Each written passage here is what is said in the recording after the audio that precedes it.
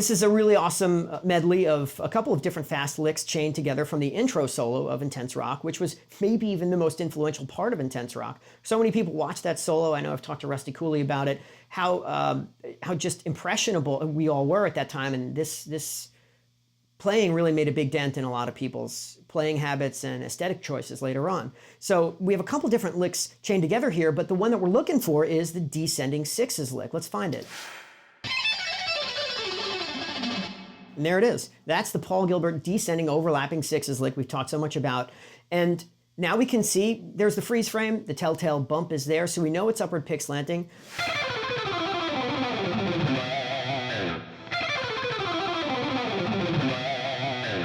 Now, what's also interesting about the Gilbert sixes pattern, and this is a bit of an aside, but Paul has stated a number of times in interviews that he seems to prefer outside picking sequences to inside picking sequences for reasons of difficulty. And this is a sentiment that a lot of players have echoed over the years, that one type of string change is seemingly more difficult than another. Well, what do we mean by this? Inside and outside picking are interesting terms that you use to describe the feeling of either being stuck in between two strings or being stuck outside of two strings. And without going into the details of the observation, the point is that these observations are really quite relative. And when most people complain about inside picking as supposedly being more difficult, they're not really talking about inside picking. Let's think about it. The Gilbert descending sixes lick is entirely inside picking. Every string change in the lick is a downstroke on a higher string going to an upstroke on a lower string. That is a classic inside picking string change. And yet it's dead easy to do here because, why? Because this is a one-way pick slanting lick. This incredible complexity of moving the pick angle back and forth as you cycle between strings that have odd numbers of notes on them is simply not present here. And so Paul obviously blazes through this pattern. You can watch it on Intense Rock. But it's really not any harder than the downward pick slanting version. And the downward pick slanting version is outside picking, but starts on an upstroke, which I would venture to say many guitar players would think feels a little weirder because you're starting a group on an upstroke, which is simply not as common.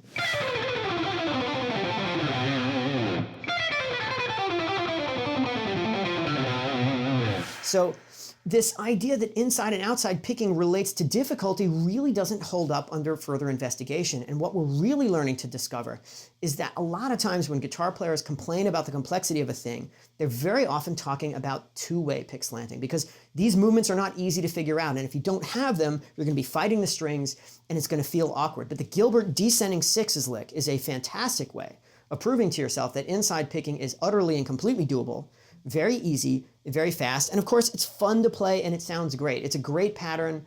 It is as popular as it is for a reason, because it just sounds cool.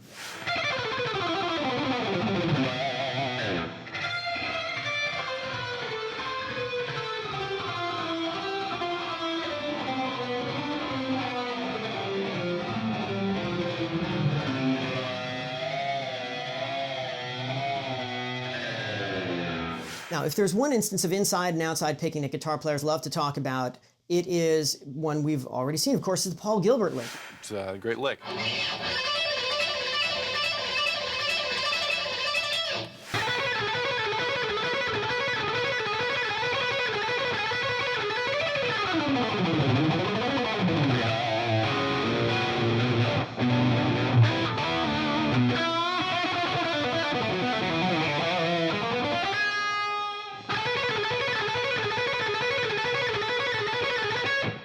It was designed expressly as an exercise to master outside picking. But we now know that it really isn't specifically an outside picking exercise. It's really a two-way pick slanting exercise. And again, we've seen many popular sequences that are outside picking sequences that no one ever really thinks about in terms of being difficult. Of course,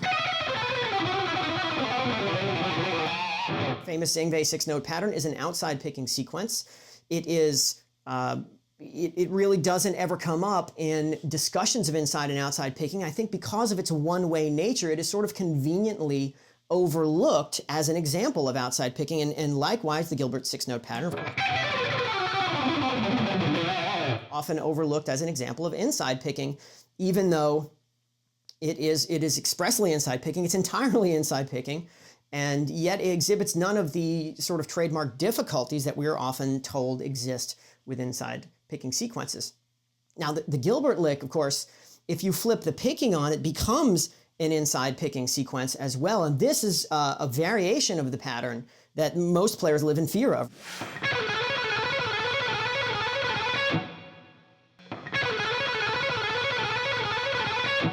Right, if you start it on an upstroke, or if you start it, let's say, on the single note on a downstroke, that version of it, where the entire back and forth between two strings movement is an inside picking sequence, is something that we are sort of taught to fear. And Paul, I think this is what he's really referring to when he says that he prefers outside picking to inside picking.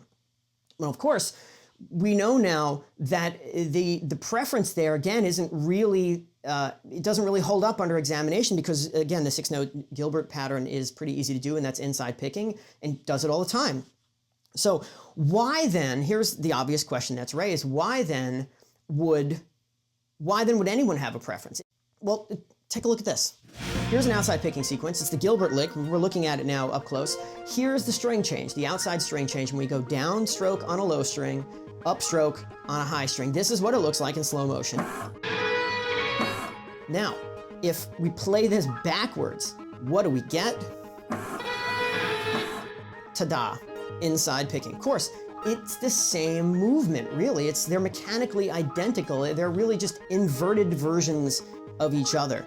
The outside picking variant and the inside picking variation of this lick are essentially the same sequence of movements, just backwards. So it follows then that the pick slanting we'd need to do the one and the other should essentially be the same. Well, what's the solution? Solution, of course, is two-way pick slanting. If you use two-way pick slanting in the outside variation of the lick, that's the textbook way to do it. That, even if you use extremely minimal two-way pick slanting movements, you still need to start with, if you start on a downstroke, you need to use upward pick slanting on the way up and roll the downward pick slanting to grab that note on a string by itself.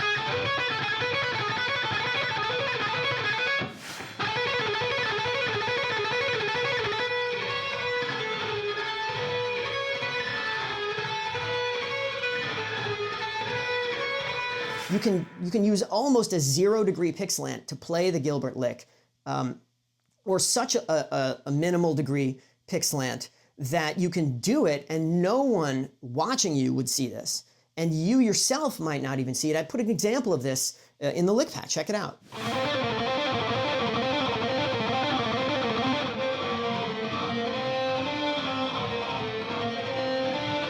That's what it looks like up close. You can't, if you didn't know, if I didn't tell you I was doing two-way pick slanting in that example, you really wouldn't see it. And certainly if I didn't know and I didn't tell you, you would just think I was using magic to get over the string. That's the outside version. The inside version is exactly the inverse. You're going to start on start on downward pick slanting, go across, roll to upward pick slanting, and come back.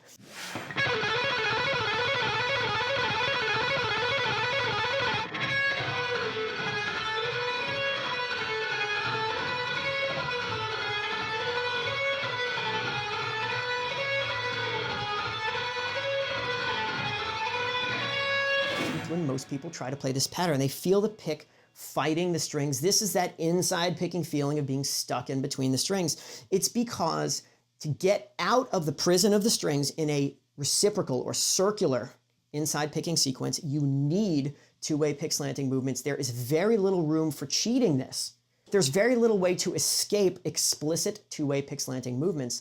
And if you're like most players, you're not really aware of what these movements are. You've never been taught how to use them. And therefore, this getting out of the prison of the strings feels a bit like a mystery. How do you do it? And it's just awkward and I don't like it.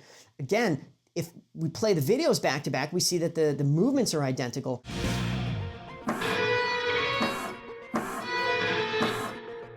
But in practice, there's sort of a blending of these two movements. The contours of these movements begin to sort of round over and smooth out to the point where they begin to feel kind of broadly similar.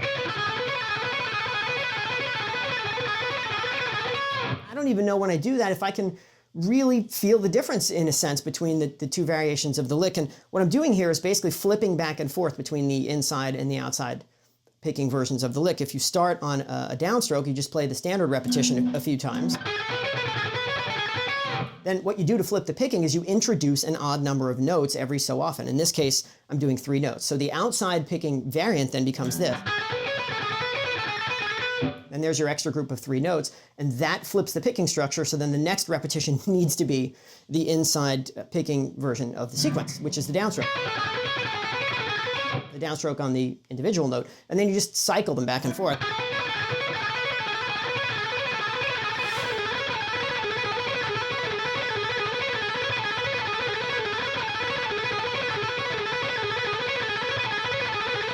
What happens is there's this sort of broadly similar feel to doing both of these sequences because there's this diving movement that happens toward the top string in both cases. In the downward pick slanting scenario, you're going and you're rolling down to grab that note with downward pick slanting and then come back. And the inside picking version, if I start that on a downstroke on the single note, which I just like to do from force of habit, there's that rolling down to grab that individual note on the string by itself. And these two movements, they really kind of blend. In fact, when you get up to high speed, you're not really thinking about individual pick strokes anymore. In fact, that's not really the way to master any of these things. If you get down to that micro level of, well, this pick stroke requires this pick slant, it gets very sort of graph papery. But at normal playing speeds, you're really thinking more in terms of contours. You're just thinking this. Once you get this down, it all just starts to work.